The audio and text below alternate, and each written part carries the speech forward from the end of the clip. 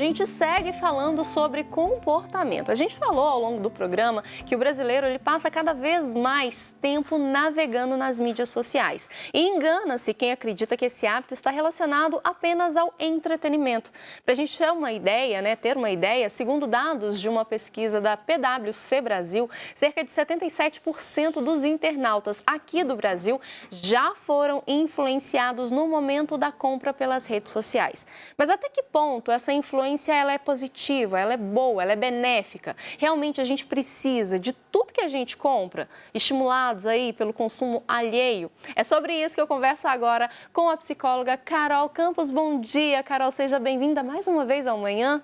Bom dia, Vanessa. Obrigada pelo convite. Estou muito feliz de estar aqui com vocês hoje. Carol, é impossível, né, a gente falar sobre essa questão do consumo sem falar da sociedade de consumo. Quais as características da nova sociedade do consumo? Nesse momento, a sociedade apresenta para a gente qual o caminho que a gente deve seguir. O que você deve consumir, que tipo de padrão você precisa ter para ser. Então, o consumo está muito associado também ao ser alguém a partir do que você tem.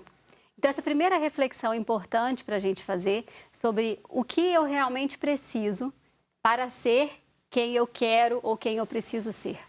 E esse estímulo, né, Carol, que a gente vivencia diariamente nas redes sociais, né? A gente abre ali o Instagram, um bombardeamento mesmo de informações e de produtos que talvez você não precise, mas você quer comprar porque, não está na moda. Fulano tem, então eu vou ser cool, vou ser, né, interessante se eu tiver aquele produto também. Isso traz consequências não apenas físicas, mas psicológicas para a pessoa que faz uso desse mecanismo, né, Carol? Exatamente. Pensando que nós estamos sendo mapeados e monitorados para que a gente explique qual é o nosso interesse no consumo, as propagandas elas vão vir direcionadas para nós. Então, cada clique que a gente dá associa com várias outras informações, eles são combinados para eles chegarem para a gente e a gente pensar, já que eu comprei um tênis, será que então eu preciso de uma calça de ginástica? Uhum. E aí eu preciso então de outro tênis? E ali começa aquela sequência de produtos chegando para a gente, para gerar ali aquela percepção que a gente tem a necessidade sobre aquilo, que é onde nos afeta no campo emocional, no campo psicológico. E é curioso isso que você falou, né, dos anúncios serem direcionados, porque a inteligência artificial, ela faz exatamente isso. Às vezes você nem precisa clicar em nada, às vezes conversando, você está ali com o celular perto, já, né, o algoritmo já entende que você está falando de um determinado produto, e aí repara para você ver em casa, quando você estiver conversando sobre alguma coisa, a quantidade, algum produto específico, a quantidade de anúncios que vão aparecendo relacionados àquele assunto. E é preciso tomar muito cuidado com isso, né, Carol? Porque às vezes a gente acaba comprando sem necessidade. Sim, principalmente se a gente estiver no momento de carência ou de falta, a gente sente que precisa completar aquela falta de alguma maneira, e aí, quando nós não estamos presentes no que está acontecendo com os nossos sentimentos, esse universo, ele ocupa esse espaço mental e ele nos leva a consumir, para ter aquela falsa impressão de que nós estamos ali emocionalmente satisfeitos e realizados porque nós recebemos mais uma encomenda em nossa casa, com aquela ideia de que se eu comprei, eu estou feliz por isso, eu conquistei alguma coisa. É uma realização. É uma realização. Só que é preciso tomar cuidado. Quando que a gente sabe ali, né, o que realmente a gente precisa comprar, que é uma necessidade, ou algo que não é tão necessidade assim, que é mais uma vontade de ter do que a necessidade propriamente dita? Antes de comprar, a pergunta precisa ser feita. Eu preciso? E eu preciso para quê? Ou eu preciso por qual motivo? Uhum. E ali as pessoas já vão ter uma tendência a criar motivos. Claro, nós nos sabotamos e nós contamos histórias para nós e nós acreditamos nessas histórias. Então, eu crio uma necessidade de consumo. Só que quando eu me pergunto de novo, por que eu preciso comprar isso neste momento? A probabilidade de eu ter uma consciência ali sendo ativada é maior. Uhum.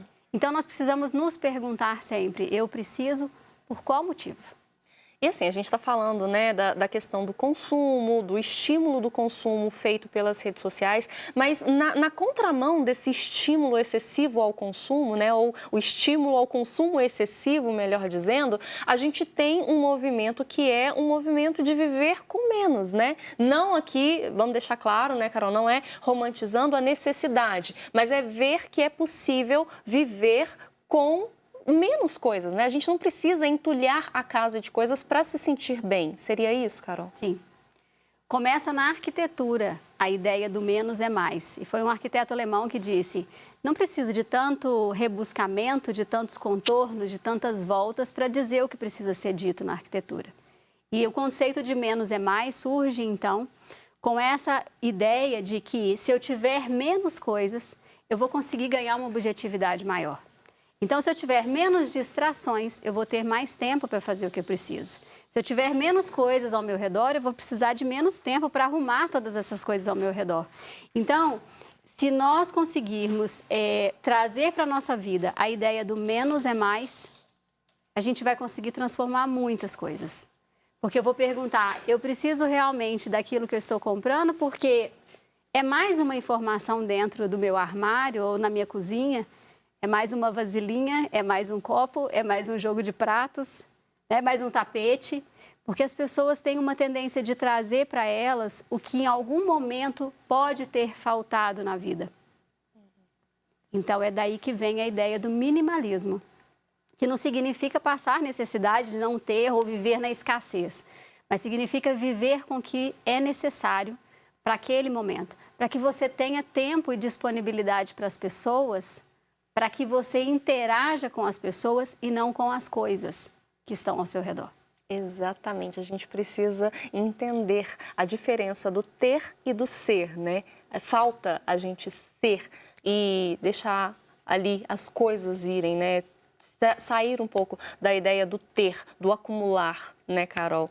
Quem quiser saber mais do assunto, porque isso aqui é assunto que renderia um programa fácil, né? Eu sempre falo quando você vem aqui, porque são assuntos que realmente renderiam um programa tranquilamente. Mas quem quiser saber mais sobre esse conceito de viver com menos, né? De viver feliz, sem acumular tantas coisas, sem comprar excessivamente, pode te procurar nas redes sociais, você ajuda as pessoas? Sim, exatamente. Pode me chamar no WhatsApp para perguntar como que é meu trabalho. Eu faço atendimentos clínicos em psicologia, né, dentro do setting terapêutico, e eu trabalho também com a hipnose.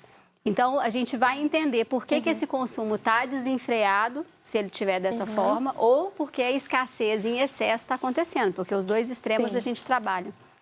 Estou à disposição. É importante encontrar um equilíbrio, né, Carol? A vida necessita desse equilíbrio, né?